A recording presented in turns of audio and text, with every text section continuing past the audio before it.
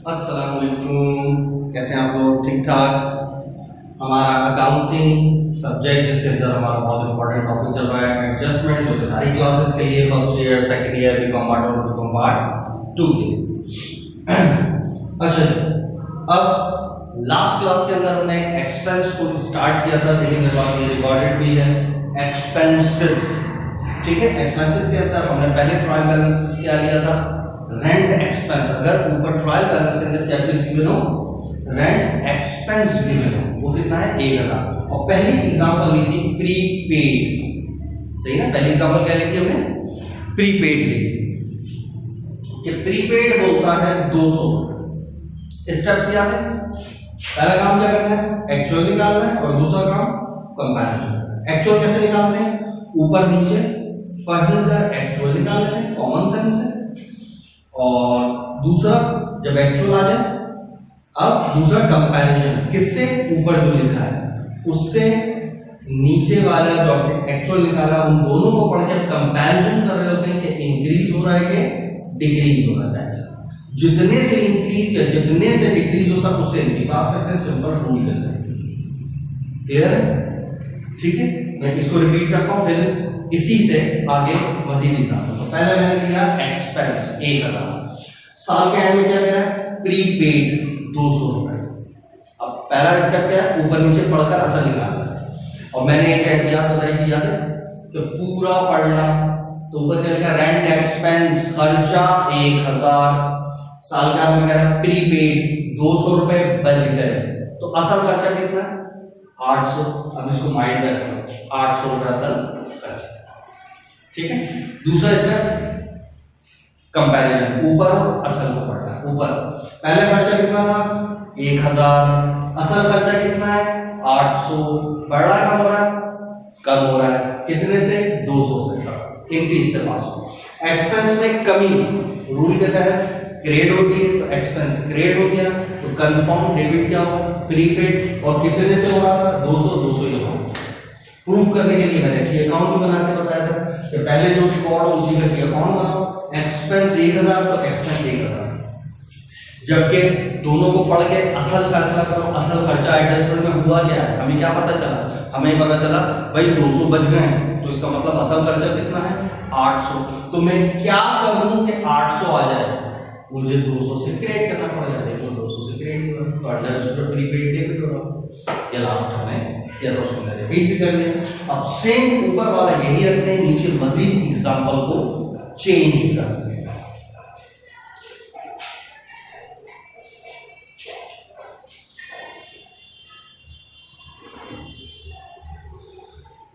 अच्छा जी, तो एग्जांपल को चेंज करूं। अच्छा, मैं सोच रहा हूं किस तरीके से याद करूं, यहां पर लिखते फिर उसकी एग्जांपल लिखूं, यहां पर लिखते फिर उसकी एग्जांपल लिखूं।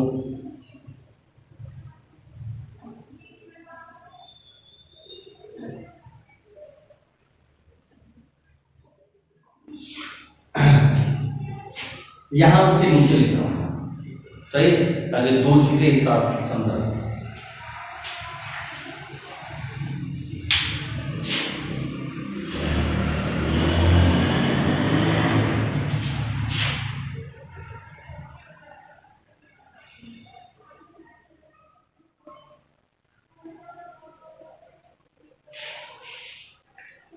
सही, ये हमने पहली एग्जांपल की थी। अब सेकंड एग्जांपल देखो, ऊपर फर्स्ट तो ये लिखा है रेंट एक्सपेंस 1000। अब second example, rent expense for the year rupees 800।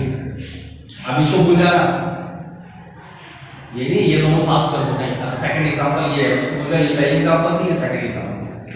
ठीक है, पहली एग्जांपल की एंट्री ये, ठीक है, पहली एग्जांपल की एंट्री हम पास कर चुके हैं। अब हम दूसरी एग्जांपल पढ़ रहे हैं, जबकि ऊपर वाला डेटा हमने वो ही लिया। ये पहले से लिखा हुआ है रेंट एक्सपेंस 1000, और साल के एंड में अब क्या कह रहा है, rent expense for the year 800। ठीक है, अब ये पढ़ो। अच्छा, पहली चीज ये जो लफ्ज लिखा हुआ है फॉर द ईयर, क्या लफ्ज लिखा है, फॉर द ईयर। ये जो लफ्ज है फॉर द ईयर, याद रख लो इसका मतलब भी क्या होता है, एक्चुअल। फॉर द ईयर का मतलब भी क्या है, एक्चुअल। फॉर द ईयर, इस साल का, तो इसका मतलब असल में इस साल का खर्चा इतना है। बात समझ आई? ये खुद ही बता, rent expense for the year 800, यानी असल खर्चा 800 है, खुद ही बता दिया उसने, कुछ करने की भी जरूरत नहीं है। तो क्लियर हुआ कि फॉर द ईयर का मतलब क्या होता है, ठीक है। अच्छा, बाहर हम, ये तो मैंने एक एग्जांपल दे दी ना, फॉर द ईयर मतलब क्या है, एक्चुअल। आपने वो स्टेप्स को फॉलो करना है, मैं बार बार स्टेप्स बोलूंगा ताकि इनसे बस जाएगी, या फिर आपको बात बोलना भी नहीं पड़ेगा मुझे, ये सारे स्टेप आप दिमाग में कर रहे हो, ये बात होगी इस तरीके से। ये है प्रैक्टिस, कैसे, टक टक टक टक, सही है। अच्छा जी, अब हजोली पढ़ लो। पहले स्टेप क्या था, एक्चुअल निकालना है। कैसे निकालते हैं, ऊपर नीचे बढ़ना, ठीक है। अब हम ऊपर नीचे पढ़ते हैं और फिर देखते हैं असल खर्चा कितना। ऊपर क्या लिखा है, रेंट एक्सपेंस खर्चा 1000, साल के एंड में कह रहे हैं rent expense for the year, असल खर्चा है 800, तो बताओ असल खर्चा कितना है, 800। मैं खुद ही तो कह रहा है 800, तो असल खर्चा कितना हो, 800। बाद लोगों के दिमाग में शायद 200, भाई खुद सोचो, पहले खर्चा था 1000, पहले खर्चा कितना था 1000 और असल खर्चा है 800, तो असल खर्चा कितना है 800।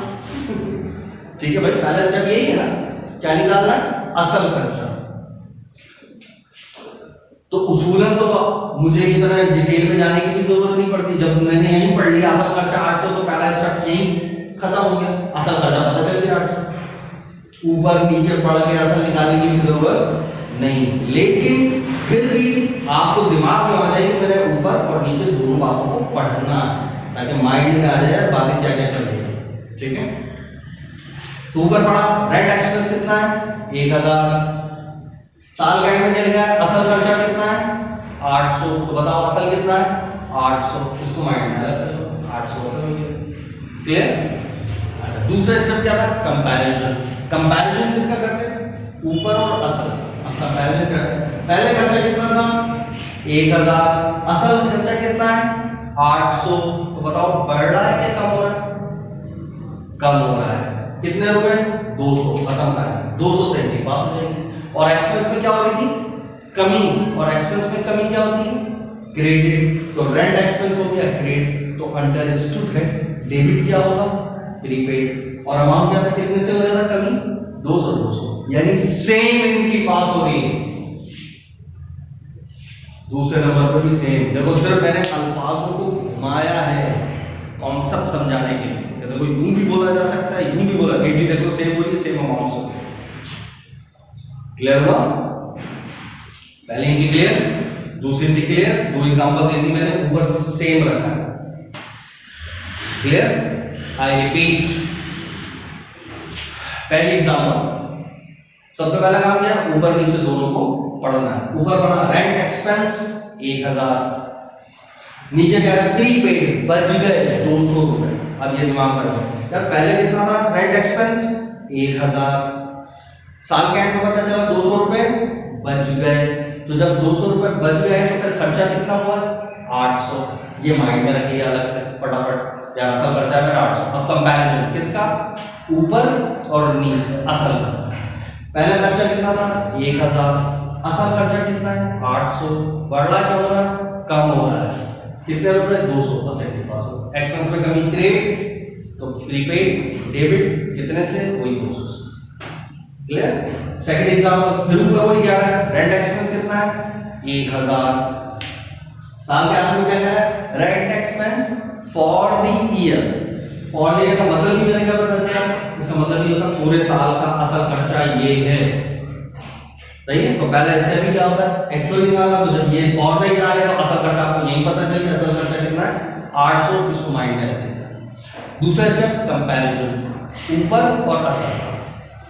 ऊपर लिखा हुआ है रेंट एक्सपेंस 1000, असल खर्चा कितना है 800, बढ़ रहा है कम हो रहा है, कम हो रहा है, कितने से 200 से, एक्सपेंस में कमी 200 से, एक्सपेंस में कमी क्रेडिट, एक्सपेंस क्रेडिट और देन स्टूडेंट डेबिट क्या होगा, प्रीपेड अमाउंट कितना होगा, वही 200।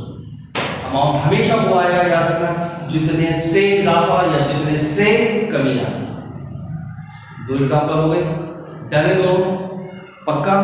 अब एक और एग्जांपल दे दो, ऊपर ये कर रहा हूं रेंट एक्सपेंस, सही। अब तीसरी example,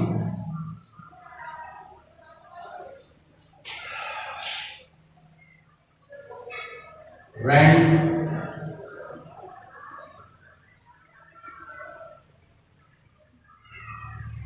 payable,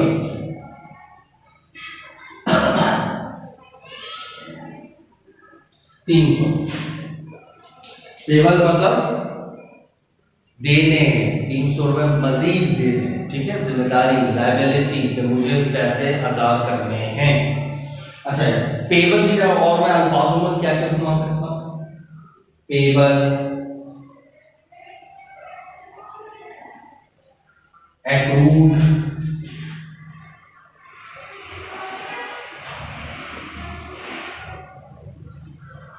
outstanding, unpaid, due, सबका मतलब क्या है, देना है, देना है, देना है। जैसे रेंट पेबल, रेंट देना है, रेंट एक्रूड। अब एक्रूड के दोनों मीनिंग होते हैं, पेबल भी रिसीवेबल भी, लेकिन अभी बात किससे चल रही है, एक्सपेंस से रिलेटेड। तो एक्सपेंस से रिलेटेड बात चल रही है तो पेबल, एक्रूड का मतलब क्या बनेगा, पेबल, देना है। याद है, बहुत डिटेल के अंदर मैंने बेसिक के अंदर पढ़ा है। आउटस्टैंडिंग, इसका मतलब भी क्या होता है, पेबल, देना है। अच्छा, ये भी वही मतलब सेम कहानी जो एक्रूड है, अगर एक्सपेंस के साथ आउटस्टैंडिंग है तो इसका मतलब देना है, इनकम के साथ लगा हुआ है तो इसका मतलब लेना है। अनपेड, अभी तक दिया नहीं है, देना है। ड्यू हो चुका है, अभी तक अदा नहीं किया तो देना है। ड्यू का लफ्ज भी इसी के साथ, एक्सपेंस है तो इसके साथ पेबल बन जाएगा, इनकम है तो इसका मतलब रिसीवेबल बन जाएगा। तो एक्रूड, आउटस्टैंडिंग, ड्यू, तीनों के कॉन्सेप्ट क्या होता है, इट हैज बीन डन, वाकया हो गया, अकर्ड। अब अगर एक्सपेंस वाकया हो चुका है तो फिर आपको देना है, और इनकम वाकया हो चुकी है तो आपको लेना है। तो लिहाजा ये तीनों लफ्ज अगर इनकम के साथ लगे हुए हैं तो रिसीवेबल, और एक्सपेंस के साथ लगे हुए हैं तो पेबल। बाद में तो ये लफ्ज भी घुमा देता है, जैसे नॉर्मली सैलरीज एक्सपेंस होता है, एडवर्टाइजिंग एक्सपेंस हो रहा होता है, यूटिलिटी एक्सपेंस हो रहा होता है, रेंट एक्सपेंस हो रहा होता है, लेकिन इंटरेस्ट ये दोनों होता है। तो हम ये इंटरेस्ट के साथ ये लफ्ज लिखा हुआ है एक्रूड, आउटस्टैंडिंग, ये तो हमें फिर सिर्फ ऊपर चेक करना पड़ेगा इंटरेस्ट किस चीज के ऊपर इंटरेस्ट। अगर ये हमारी इन्वेस्टमेंट्स के ऊपर, हमारे डिपॉजिट्स के ऊपर, जो पैसे हमने जमा कराए बैंक में उसके ऊपर है तो हमें मिलेगा, हमारे लिए रिसीवेबल। लेकिन हमने उल्टा कोई बोरो किया है, लोन लिया हुआ है तो उसके ऊपर लगा है तो उसको हमें देना पड़ेगा, उसके लिए पेबल बन जाएगा। ठीक है, 12। अब यहाँ पर ये लिखा है स्टेप्स आपको वही फॉलो करने हैं। कौन कौन से, पहला स्टेप क्या था, एक्चुअल निकालना। देखो कौन सा निकालना, एक्चुअल। एक्चुअल कैसे निकालते हैं, ऊपर नीचे पढ़कर। हम जरा ऊपर नीचे पढ़ना है। अच्छा, पढ़ने का भी तरीका है, एक ढंग, एक सलीका होगा, जिस तरीके से मैं बता रहा हूँ उसी तरीके से आपको कोशिश करनी, पढ़ें अपनी तरफ से। पता नहीं कौन से जमाने की उर्दू में बोलना शुरू कर दें, ऐसी उर्दू बोलना जिससे खुद समझ भी आए कि तुम बोल क्या रहे हो। सही, जैसे अब मैं यहाँ पर पढ़ रहा हूँ, क्या पढ़ना पहला स्टेप, असल निकालना है। तो असल कैसे निकालते हैं, ऊपर नीचे पढ़कर। ऊपर लिखा हुआ है रेंट एक्सपेंस, खर्चा 1000, साल का आपको पता चला, पेबल 300 रुपए मजीद अदा करने हैं। यही मतलब होता है ना, टेबल का मतलब क्या था, देने। तो अब जरा दोनों को पढ़ो और खुद फैसला करो असल हमारा खर्चा कितना है। साल के शुरू में रिकॉर्ड क्या है, साल के शुरू में क्या पता है, एक्सपेंस 1000, जबकि साल के एंड में पता था 300 तो और देने, तो असल खर्चा कितना हुआ, 1300। असल खर्चा कितना हुआ, 1300 रुपए। क्लियर, फिर रिपीट करना, पहले खर्चा कितना था 1000, साल के आखिर में क्या कह रहा है 300 रुपए और देने। तो जब और देने तो असल खर्चा कितना हुआ 1300। अब माइंड में फटाफट अलग कर लो, जैसे पहले ये किया था ना, अब माइंड में अलग कर लो, 1300 असल खर्चा। अब इसको माइनस फिर रिपीट करो, कैसे आया 1300? ऊपर नीचे पढ़कर पहले ऊपर पढ़ा रेंट एक्सपेंस कितना था 1000, साल के आखिर में क्या कह रहा है 300 और देने पेबल, तो और देने तो औसत खर्चा कितना हुआ 1300। नेक्स्ट स्टेप क्या था कंपैरिजन। कंपैरिजन किसको करना था ऊपर और औसत को पढ़ के फैसला करना था इजाफा या कम। पहले पढ़ो, पहले खर्चा कितना था 1000, असल खर्चा कितना है 1300, तो बताओ बढ़ रहा है कम हो रहा है? बढ़ रहा है। कितने से बढ़ा 300 से। इस 300 से एंट्री पास। एक्सपेंस में क्या हो रहा है इजाफा। एक्सपेंस में इजाफा क्या होता है डेबिट, लिहाजा रेंट एक्सपेंस डेबिट कितने से इजाफा। और क्या ये पैसे दे दिए जो 300 रुपए इजाफा हुआ है, क्या ये पैसे दे दिए? नहीं देने, जिम्मेदारी में भी इजाफा और लायबिलिटी में इजाफा तो क्रेडिट, लिहाजा रेंट पेबल क्रेडिट कितने से टी अकाउंट बना के करना है तब भी आप कर सकते हैं, जैसे ये टी अकाउंट है यहाँ पर भी आपने टी अकाउंट बना के कर लिया कि ऊपर जो पहले रिकॉर्ड होता है उसी का टी अकाउंट बनता है। टी अकाउंट किस चीज का था रेंट एक्सपेंस कितना था 1000, ठीक है। अब जब आपने नीचे पढ़ा ऊपर था एक्सपेंस 1000, 1000 का टी अकाउंट बना, फिर क्या करें रेंट पेबल 300, 300 मजीद देने, तो इसका मतलब असल खर्चा कितना होगा पहले खर्चा था 1000, साल के एंड में पता था 300 और देने, तो असल खर्चा तो कितना हुआ तो सोचो 1300 बढ़ गया ना, तो मैं क्या करूं कि ये 1300 हो जाए, तो सोचो क्या करूं मैं 300 रुपए और डेबिट करने पड़ेंगे, एक्सपेंस को 300 रुपए से और डेबिट करना पड़ेगा तब जाके 1300 होगा। 300 से डेबिट हो गया और मजीद देना है तो जिम्मेदारी में भी इजाफा तो लिहाजा पे। क्लियर पक्का ओके की रिपोर्ट है सेम कहानी एक और एग्जांपल देखो नंबर 4 मैं लिखूं यहां पर rent expense for the year ₹13। चौथी एग्जांपल दे रहा हूं वापस करो सेम ये करता ऊपर वही लिखा हुआ है एक्सपेंस 1000, ठीक है। तो ऊपर लिखा हुआ है रेंट एक्सपेंस 1000, साल के एंड में पता चला rent expense for the year, याद है फॉर द ईयर का मतलब क्या होता है? फॉर द ईयर का मतलब क्या था एक्चुअल असल, तो खुद ही साल के एंड में बता दिया असल खर्चा कितना 1300। तो मैं पहला स्टेप भी करने की जरूरत नहीं, ऊपर नीचे पढ़ के फैसला करना था ना, खुद ही बता असल खर्चा कितना है 1300, तो बस मायने रखिएगा अलग 1300, वरना करना चाहो तो कैसे करोगे?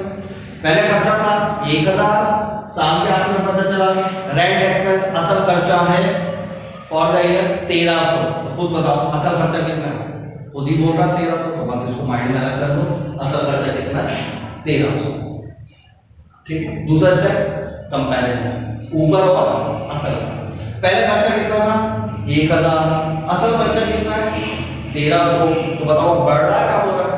बढ़ रहा है कितने से 300 से पास हो। एक्सपेंस में इजाफा, एक्सपेंस में इजाफा डेबिट, और ये दे दिए पैसे का नहीं देने हैं ना, तो लिहाजा payable credit, same entry number 4 यानी नंबर 3 और नंबर 4, सिर्फ मैंने अल्फाज घुमाए। तो आप चेक करो ये दोनों के अंदर सेम एंट्री पास हुई और इन दोनों के अंदर सेम एंट्री पास हुई। अल्फाजों को घुमा घुमा के समझा रहा था, कॉन्सेप्ट क्लियर। तो पूरे ऊपर अगर अभी हमने एक्सपेंस से रिलेटेड बात पढ़ी है, अगर ऊपर एक्सपेंस था तो बस यही, अगर ऊपर एक्सपेंस रिकॉर्डेड है तो बस ये 4 बातों के अलावा और कोई बात नहीं सुनती। ये पहले बेसिक कॉन्सेप्ट समझ जाए, उसके बाद फिर मैं कुछ टेढ़े मेढ़े झटके भी दूंगा कि अल्फाजों में किस तरह घुमाया जा सकता है। लेकिन पहले तो सिंपल बात, पहले खत्म हो जाए कि एक माइंड बन जाए, अच्छा ये कहानी चल रही है, ओ अच्छा सही है। तो उसके बाद में दूसरी बातें भी आपको समझ जाओ, ठीक है। तो इसको अच्छे से आपको प्रैक्टिस करनी है, बार बार प्रैक्टिस करनी है। इसको कॉपी भी कर लेना अपने पास, ठीक है, पॉज करके, और फिर इंशाल्लाह मैं आगे प्रोसीड करूँ, ठीक है, सही है।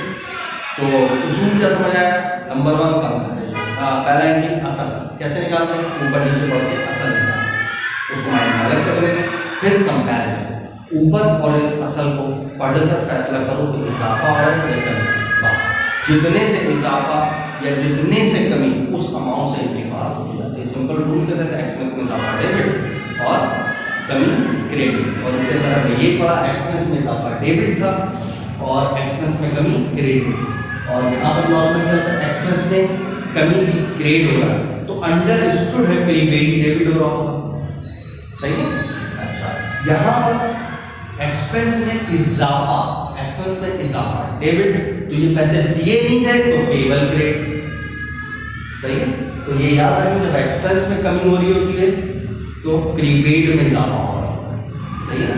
अच्छा, और जब एक्सपेंस में इजाफा हो रहा होता है तो पेबल के अंदर अंडरस्टूड भी इजाफा हो रहा है, क्योंकि ये भी पैसे दे रहे हैं। बात के ध्यान में ये सवाल आएगा कि भाई यहाँ पर हमने पढ़ा था रेंट एक्सपेंस में कमी तो प्रीपेड में इजाफा, प्रीपेड में कमी तो एक्सपेंस में इजाफा, है ना। तो यहाँ एक्सपेंस में इजाफा करना, प्रीपेड में कमी नहीं आ सकती ना। तो ये कॉन्सेप्ट आ सकता है, हो सकता है किसी दिमाग में भी ना आए, जो मैंने अभी सवाल पैदा किया आपके दिमाग में, और बात क्या आ है ना, हाँ तुम्हारे तो आई है, सही है। लेकिन वो फिर जब मैं प्रीपेड की एग्जाम्पल दे दूंगा तो फिर आपको समझ आएगी, अच्छा प्रीपेड रिकॉर्ड था तो उसके अंदर अगर कमी हो रही है तो एक्सपेंस में इजाफा। यहाँ पर हमारे पास क्या रिकॉर्ड है, जैसे एक्सपेंस रिकॉर्ड है, इस वजह से यहाँ पर ये वाली एग्जाम्पल फिट होती है, सही है, कि एक्सपेंस में कमी तो प्रीपेड में इजाफा, है ना, और एक्सपेंस में इजाफा हो तो प्रीपेड में कमी होगी, तो प्रीपेड रिकॉर्ड होगा तो उसमें कमी होगी। तो यहाँ पर रिकॉर्ड नहीं था, इस वजह से ये हमें देना था तो पेबल था, ठीक है। बाहर, ठीक है, यहाँ पर जितनी as much as possible practice हो करना। फिर मैं इंशाल्लाह ये एक्सपेंस अगर ऊपर रिकॉर्ड ये है तो दुनिया में यही बातें चल सकती हैं, वो मैंने आपको बता दी है। अब हम ऊपर नेक्स्ट चेंज करेंगे, ऊपर प्रीपेड रखेंगे और फिर बाद में और एग्जाम्पल, ठीक है।